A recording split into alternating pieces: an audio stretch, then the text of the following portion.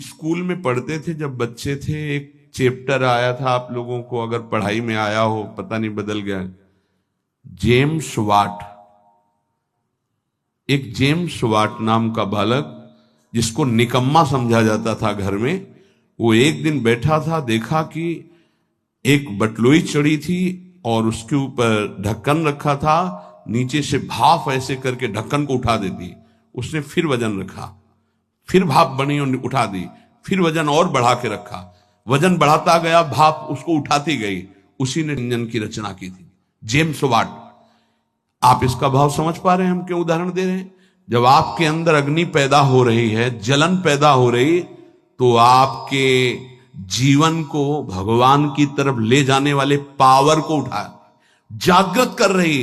तुम विचलित होकर उसे विषय भोगों से पुनः शांत कर देते हो। उसे शांत नहीं करना, उसको और बढ़ाना है। आग को जितनी बढ़ जाएगी उतनी जोर से अध्यात्म की तरफ आप चलोगे। उल्टा मत चलो, उल्टा मत सोचो। ये आग समन का अवसर नहीं, आग बढ़ने का अवसर है। आग बढ़ने दो, वही तेजस्वी बनाकर तुम्हें अध्यात्म की ऊंचाई पर चढ़ा देगी। उस बात से अनुभव किया कि भाप में कितनी ताकत है। अगर ये भाप मिले तो बहुत बड़ा कार्य चल सकता। तो वही कोयला झोंककर भाप पैदा करके इंजन के द्वारा ट्रेन निकलवा दी, और उसको सब निकम्मा समझते थे। बस वो विचार, ये चिंतन का विषय। हमारे अंदर जो आग पैदा हो रही, कामाग्नि, क्रोधाग्नि, लोभाग्नि, उसे हम सह रहे हैं।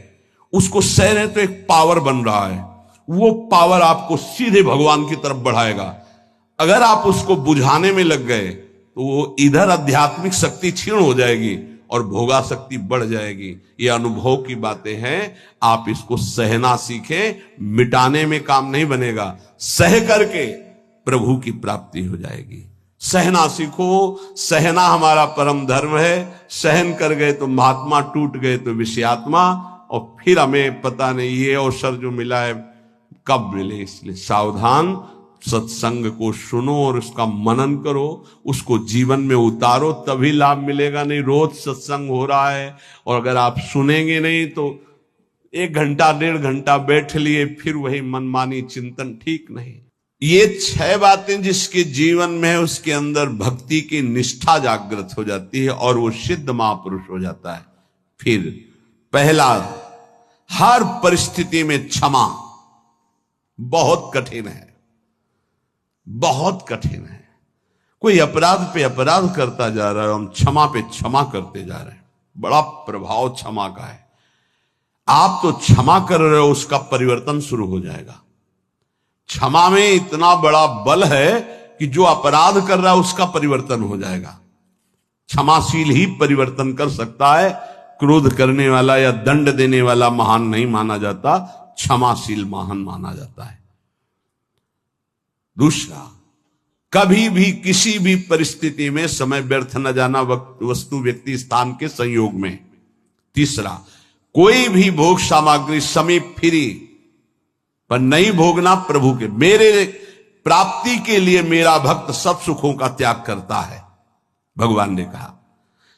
जो पवित्र भोग हैं उनको भी आवश्यकता के अनुसार ही, विधि भोग हैं जिनका निषेध नहीं किया गया, धर्म पूर्वक भोग सकते हैं, उनको भी आवश्यकता के अनुसार जितना कम से कम सेवन कर सके। चौथा, सम्मान को विश्वत, नीच पुरुषों द्वारा किए हुए अपमान को अमृत मानकर निराभिमानी रहना। पांचवा, निरंतर अपने गुरु प्रदत्त उपासना में आसक्त और इष्ट देव पे आसक्त, जो गुरुदेव ने बताए। छठवां, सदगुरुदेव की पूर्ण शरणागति, पूर्ण आश्रय, एकदम कोरा कागज बनकर वो जैसा जैसा कह रहे हैं वैसे चलने से भक्ति निष्ठा जागृत हो जाती। भक्ति निष्ठा जागृत होने पर वो सबसे अधम और छोटा अपने को समझने लगता है।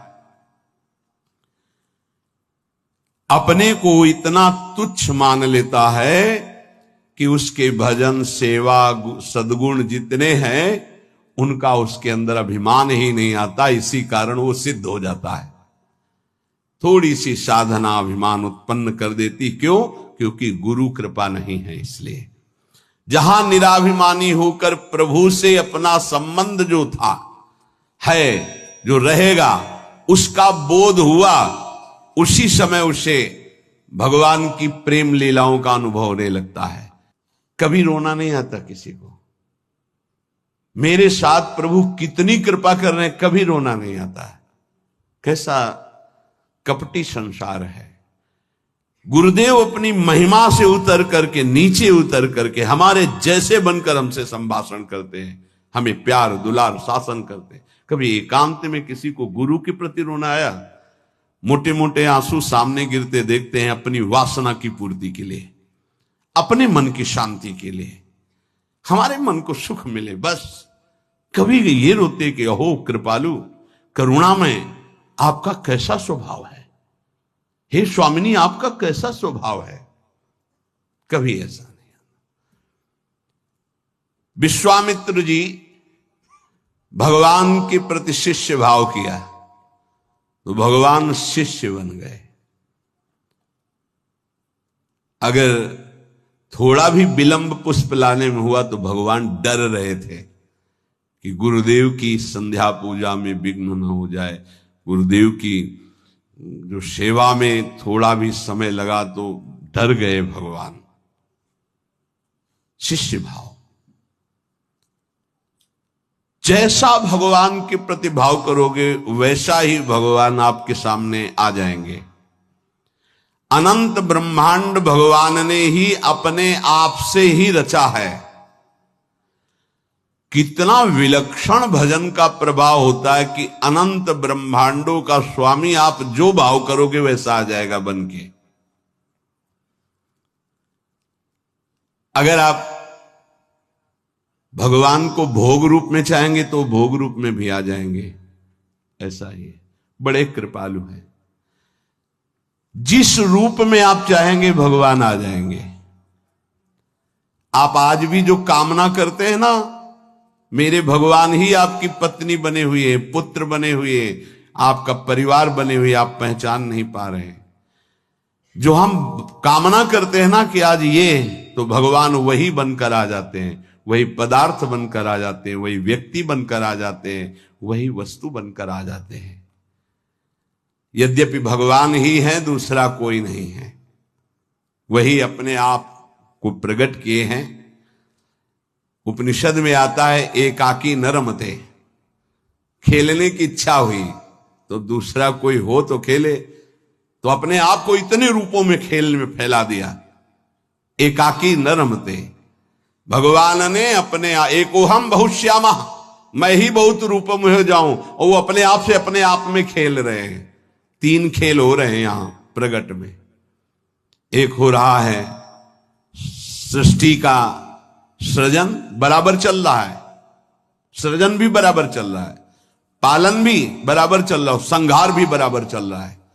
सृजन होता जाता है, पालन होता जाता है, संहार होता जाता है, सृजन होता जाता है, पालन होता, संहार, ये बराबर लीला चल रही है।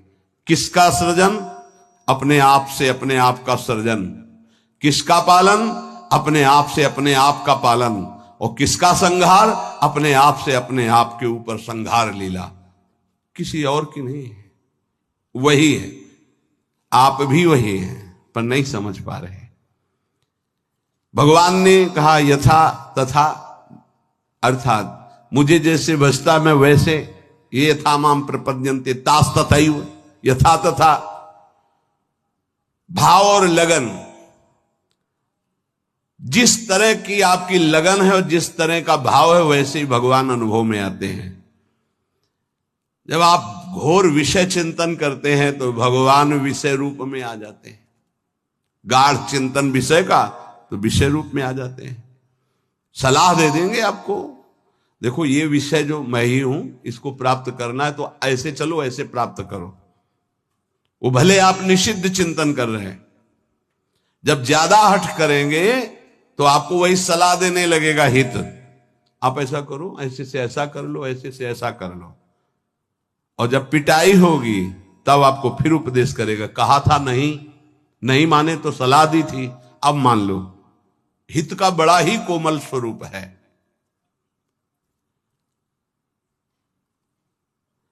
यदि आप भाव से लगन से प्रभु की तरफ चले तो उधर से प्रभु चल पड़ते हैं। और आपकी चाल और प्रभु की चाल में बड़ा अंतर है। त्रिभुवन में सबसे तेज गति चलने वाला मन है, वायु से भी अत्यंत वेगवान मन है। जैसे वायु यहां से बंबई उसको जाने में कुछ समय लगेगा, लेकिन मन को अगर आप बंबई गए हैं, पहुंच गया। मन से भी वेगवान गरुड़ जी हैं, जो भगवान के वाहन हैं, वो मन से भी वेगवान है और गरुड़ से भी वेगवान भगवान की गति है। जब उपासक भाव और लगन से चलता है तो बहुत जल्दी भगवत प्राप्ति क्यों हो जाती है? बोले दरिया दूषण दास में नहीं राम में दोष। भगवत प्राप्ति में दोष आपका है जो आप देरी कर रहे हैं, भगवान की तरफ से नहीं। जन चाले इक पावणो हरि चाले 100 कोश। एक कदम भक्त भगवान की तरफ चले तो 100 कोस भगवान भक्त की तरफ चल देते हैं। 100 को उनका वेग है ऐसा, वो अपने कदम से एक कदम तो ब्रह्मांड पार कर दिए। आपका भाव और लगन, भाव में तो विषय भरा है, लगन लगी भोगों की तो बार बार वही आ रहे हैं भोग रूप में, दूसरा कोई नहीं। पर जब भोग रूप से आप विषयों का सेवन करते हैं तो फिर नरक रूप से भगवान मिलते हैं, रोग रूप से भगवान मिलते हैं, दंड रूप से, जलन रूप से भगवान मिलते हैं। भगवान का कौन सा रूप आपको पसंद है? आनंद? तो छोड़ो इसे, आनंद सिंधु प्रभु के रूप का ध्यान करो, उनका नाम जप करो। भगवत प्राप्ति में कोई बाधा नहीं डालता, साधक स्वयं बाधा को स्वीकार करता है। क्योंकि भगवत प्राप्ति के लिए जो तुम्हें समझ दी गई है उसका प्रयोग नहीं कर रहे। भोग सामग्री देखी, समझ कह रही कि नहीं इससे बहुत विलंब हो जाएगा, भगवत प्राप्ति नहीं होगी, आप ये अनसुनी कर दिए, उसे भोग लिए। किसकी गलती रही? आपकी। आपने अपनी समझ का आदर ना करके और भोगाकर्षण का आदर कर लिया। अपने समय को, अपने जीवनी शक्ति को, अपने समझ को भगवत प्राप्ति के योग में लगाना चाहिए। आप भगवत प्राप्ति के वियोग में लगा रहे हैं, दूरी बनाने में लगा रहे हैं। चलना इधर है, चल इधर रहे, इसमें कमी आपकी है।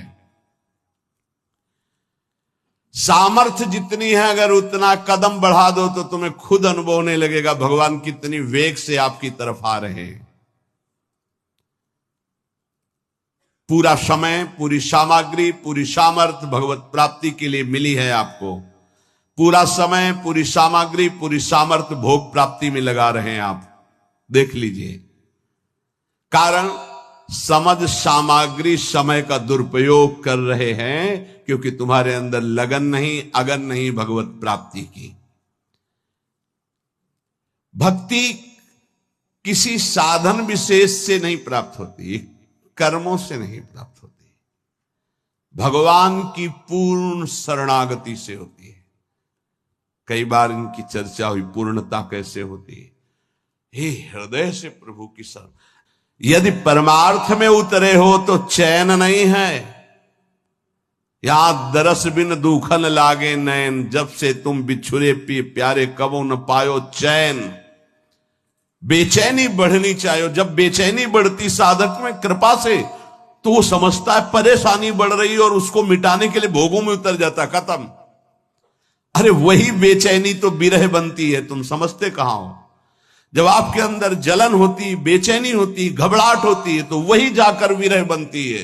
हा प्राणनाथ, अब जिया नहीं जा रहा आपके बिना, वही भगवत साक्षात्कार कराती है। आप समझ नहीं पा रहे, आपको लग रहा है मेरे साधन में कमी हो गई जो बेचैनी बढ़ रही।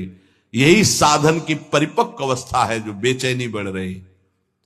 प्यारे समझिए, आपका हृदय तो जलता है, आप में जो अशांति सी महसूस हो रही है, अभाव सा महसूस हो रहा है, ये कृपा हुई है आपके अंदर। यही अभाव आपके अंदर ऐसा भाव पैदा करेगा कि आप चिल्ला चिल्ला कर रोने लगेंगे, प्रियाजू अब रहा नहीं जा रहा, सहा नहीं जा रहा, अब आ जाइए। बन गई बात। जहां आपके अंदर ऐसा भाव आया, बेचैनी बढ़ी, तो आप उसको चैन प्राप्त करने के लिए भोगों का चयन कर लेते हैं। बस गई वो। बोले अब थोड़ा। कल किसी ने कहा था कि आपके कथनानुसार मैं जब चलता हूं तो भारी घबराहट पैदा हो जाती है, और जब हम आपकी हर बात छोड़ देते हैं तो एक तसल्ली से मिलती है और शांति मिल जाती है। क्या शांति मिल जाती? मन। अब विषय भोगने को मिलेगा, अब स्वतंत्रता मिल गई। अब और जहां अनुशासन में वो जलता है कि मेरी हर वासना की आपूर्ति हो जाएगी, आप समझ नहीं पा रहे। वो जो आपके अंदर बेचैनी, वो भगवत प्राप्ति के लिए योग्यता पैदा कर रही है आपके अंदर, पर आपको वो नहीं चाहिए, इसलिए विषय सेवन में शांति लगती। त्यागात शांति मिलता, वो कह रहा विषय भोगों में शांति मिल जाती है। यही बुद्धि की बात है, बहुत खराब बुद्धि हो चुकी। दास्य, सख्य, वात्सल्य, माधुर्य, ये जितने भाव है पहले इनके शरणागति पुष्ट होनी चाहिए। भगवान सब कुछ आपको दे देंगे, पर पहले शरणागति पुष्ट होनी चाहिए। अगर आपने अपने आप को श्री भगवान को दे दिया तो श्री भगवान अपने आप को आपको दे देंगे। सौदा बहुत सस्ता है। हमने अपने आप को तो भोगों में दे रखा है। अगर हम अपने आप को श्री भगवान को दे दे, श्री भगवान हमें अपने आप को दे दे, कितना सौदा सस्ता है। अगर शरणागति पक्की हो गई तो भगवान त्रुटियों की तरफ नहीं देखते। राहत न प्रभु चित चूक किए की, करत सुरत 100 बार ही की। प्रभु उसके हृदय की बात देखते कि मेरा शरणागत हो गया, सैकड़ों त्रुटि हो जाए तो भी ध्यान नहीं देते। कितनी कृपा है। जैसे पीछे आपने सुना था कि भगवान कह रहे हैं मेरे जन्म कर्म को दिव्य मानने वाला पुनर्जन्म को प्राप्त नहीं होता। ऐसे ही मैं प्रभु का हूं, प्रभु मेरे, उसका पुनर्जन्म नहीं होगा। शरणागति का शुद्ध स्वरूप। हमारे माई श्यामाजू को राज, मेरी श्यामाजू मैं श्यामाजू का, ये सूत्र समझ लो।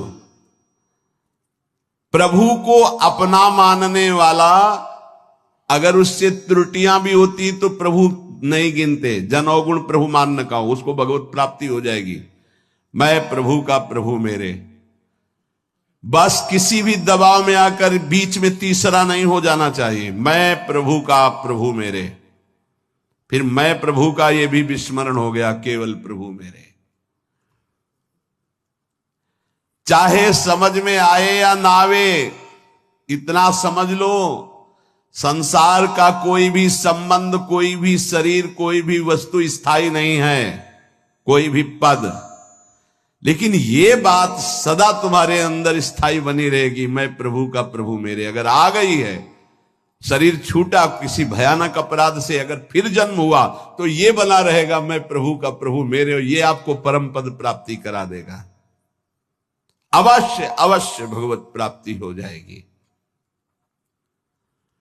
तो अगर भगवान से कोई दुश्मनी कर ले तो उसे भगवत प्राप्ति हो जाएगी।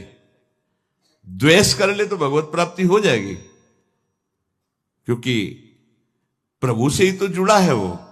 भगवान को गाली दे, अपमान करे, नास्तिकता, बिल्कुल भगवान से बैर माने, उसे भगवत प्राप्ति हो जाएगी।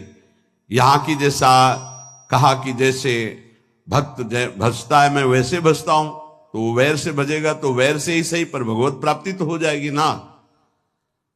बोले नहीं, भगवान ने एक शब्द कहा है, ये यथा माम प्रपद्यन्ते। प्रपद्यन्ते माने शरणागति। शरण में, मेरी शरण में होकर जैसा भाव करता मैं वैसा अनुभव कराता हूं।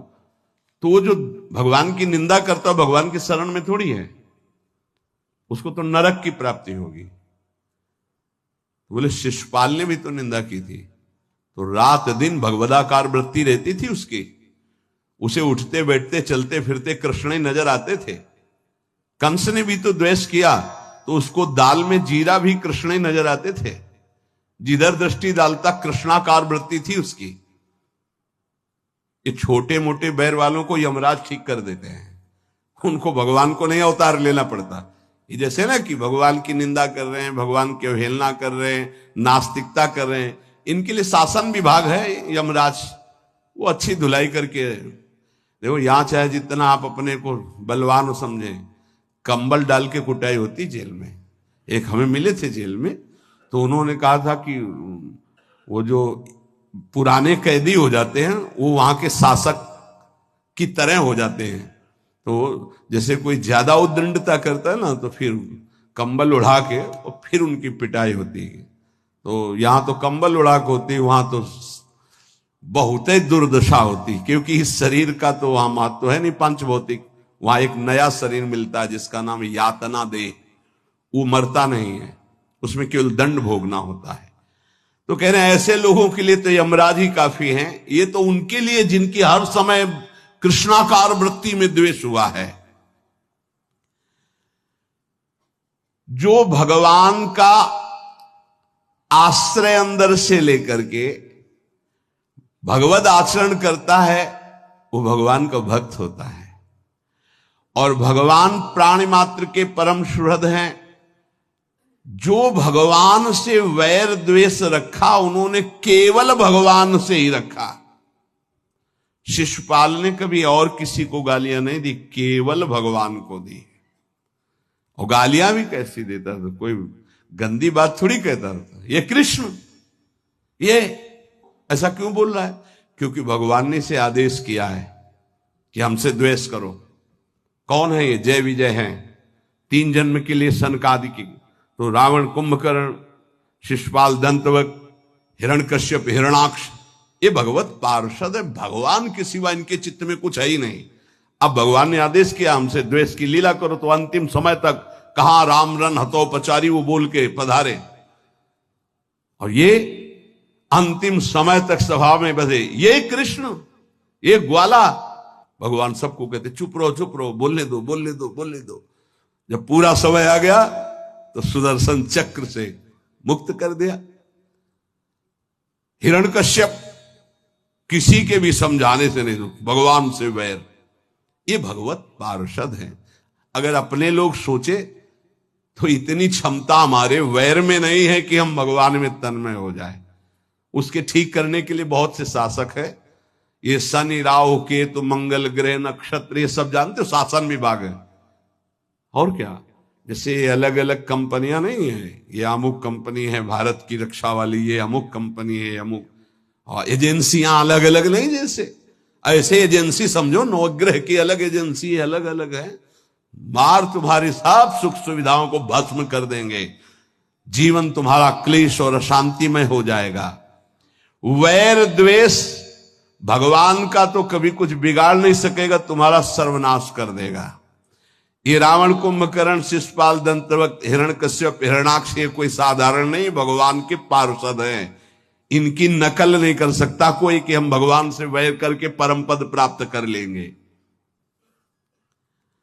भगवान की सुहृदता, शरणागति से रसास्वादन जो होता है वो और किसी भाव से नहीं होता। पर अगर कोई कर ले, कामाद द्वेषाद भयात स्नेहाद यथा भक्तेश्वरे मनः आवेश तदघम हित्वा बहवस्तद गतिम गताहा। काम से भगवान का चिंतन करना, कितने सुंदर भगवान है। कभी ऐसा होगा इनकी अजान बाहु हमें अपने गले लगाएंगे। कितनी सुंदर कपोल है, कितनी सुंदर इनकी अलकावली, कितने सुंदर नेत्र हैं। ये इतने सुंदर हैं कि दंडकारण्य के अस्थिमात्र हो रहे शरीरा जो ऋषि थे, उनके हृदय में भी श्रृंगार रस जग गया। पुरुषोत्तम भगवान श्री रघुनाथ जी को देखकर जब वनवास में थे, वैसा लगा कि प्रभु मुझे आलिंगन करे। भगवान दृष्टि में कहा कि इस समय मर्यादा पुरुषोत्तम अवतार है। उस श्रृंगार रस में भर गए थे सब ऋषि, भगवान की उस सुकोमल भुजा देख करके, वो सौंदर्य रूप देख कहा कृष्णावतार, कृष्णावतार। वो सब गोपी बने आके। जब सियाजू का ब्याह श्री राम जी से हुआ तो मिथिला की जितनी सखियां थी सब सिया जी के सौभाग्य की सराहना कर रही थी। ऐसे दूल्हा, वैसे ही सुंदर दूल्हा रूप महाराज, जिधर दृष्टि जाए वह उधर ही सबको चित्त को चुरा ले। तो सियाजू की सब सखियां कोई बोल तो पाई नहीं, पर सबके मन में था कि क्या कभी ये हमें अपने हृदय से लगाएंगे ऐसे, क्या कभी हम इनका साथ प्राप्त कर पाएंगे। जो सियाजू को सौभाग्य मिल रहा है मैं इनकी सखी हूं, क्या। तो राम जी दृष्टि से देख के इशारा करते कि इस समय मर्यादा पुरुषोत्तम अवतार है, एक हमारा अवतार होगा द्वापर में लीला पुरुषोत्तम प्रेम में। आओ सबको निमंत्रण दे, आओ वहां आपके हर चाह पूरी होगी। दृष्टि से देखना, मंद मुस्कुरा देना, बाहु प्रसार परिरम, आओ आलिंगन ही नहीं परिरमन, गाढ़ आलिंगन, नृत्य, उच्छिष्ट का पान करना, अधरामृत का पान करना है। जिस समय भगवान रास मंडल के अंतर ध्यान होने के बाद जब प्रकट हुए तो गोपीजन ने एक चूनरी डाल दी अपनी, चूनरी के ऊपर चूनरी, जब उस पे बैठे तो सुखदेव जी कह रहे ओहो, साधना से परम पवित्र किए हुए बड़े बड़े योगींद्र मुनींद्र अपने हृदय में जिनका ध्यान धरने की चेष्टा करते परीक्षित, वो भगवान गोपियों की ओढ़नी पर बैठे। एक और वेद की ऋचाएं नेति नेति कह के वर्णन करते उनका प्रभु कभी साक्षात आलिंगन करने का अवसर मिला। कृष्णावतार में दंडकारण्य के ऋषि, मिथिला की सखिया और श्रुति, जो वेदों की ऋचाएं, वो साक्षात गोपी भगवान उनका जो भाव है उसी सुख को प्रदान कर रहे हैं। किसी भी तरह से भगवान काम और द्वेषाद, द्वेष भी ऐसा कि केवल भगवान से हो, बस दूसरा नहीं। इतनी अनन्यता तुम्हारे द्वेष में हो, दूसरे से द्वेष नहीं, केवल भगवान से। कामात द्वेषात भयात, भयभीत होकर के भगवान का चिंतन होना, स्नेहाद प्रेम से, सौहार्द से, किसी भी तरह से यदि भगवान में मन लग जाए, काम से, द्वेष से, भय से, स्नेह से, किसी भी संबंध से, तो कह रहे हैं वो सारे पाप नष्ट करके वो चिंतन भगवत प्राप्ति करा देता है। इसलिए ये यथा माम प्रपद्यन्ते तास तथैव भजामि, हम भगवान कहते जो मुझे जैसे भजता है मैं उसको वैसे भजता हूं। तुम्हारे द्वेष में इतनी ताकत नहीं कि आकाश से द्वेष करके कुछ प्यार कर लो। प्रेम करने का अवसर आया भगवान के नाम से, रूप से, लीला से, धाम से, परम मंगल हो जाए। एक बार हृदय में फिर बैठा लो। तुम्हारी पांचों ज्ञानेंद्रियां और मन तुम्हारी दुर्गति करते आए हैं, यही तुमको आगे बढ़ने में इस समय जो आपको भगवत मार्ग मिला है बाधा पहुंचाएंगे। इनकी मांग को मत मानो। जबान कहती अच्छा अच्छा पाऊं, ये जबान कह रही, रसेंद्री की बात है प्यारे, तुम्हारी मांग नहीं, तुम समझ नहीं पा रहे। इंद्रियों की विलासता तुम्हें नारकी गतियों में पहुंचा देगी। क्या क्या पूरा करोगे, कब कब पूरा करोगे। देवहूति जी आदि सम्राट महाराज मन की पुत्री है। जब करदम जी से ब्याह हो गया, चले गए मन शत्रुपा जी, वो तो अपनी साधना में, सेवा में लगी रही। कई वर्ष तक कोई चेष्टा नहीं। आंख खुली, एक दिन देखा तो झुर्रियां पड़ रही हैं, शरीर सूख गया।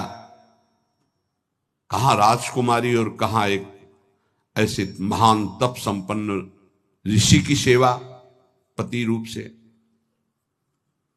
क्या चाहती हो तुम, बहुत कृश हो गई हो, क्या चाहते हो। अब भगवान गृहस्थ में तो पाणी ग्रहण जैसा भाव हो गया, लेकिन गृहस्थ धर्म की पूर्ति तो हुई नहीं। अच्छा, तो इस सरोवर में स्नान करके आओ। जे ही सरोवर में डुबकी लगाई, ऐसा सुंदर रूप स्वस्थ प्रकाशित हुआ। संकल्प किया, कितने खंड का विमान तैयार हो गया। देवराज इंद्र के पास भी वो विमान नहीं। ऐसा आकाशचारी देव गंधर्वों को भी मोहित कर ले, ऐसा विमान और सब विश्व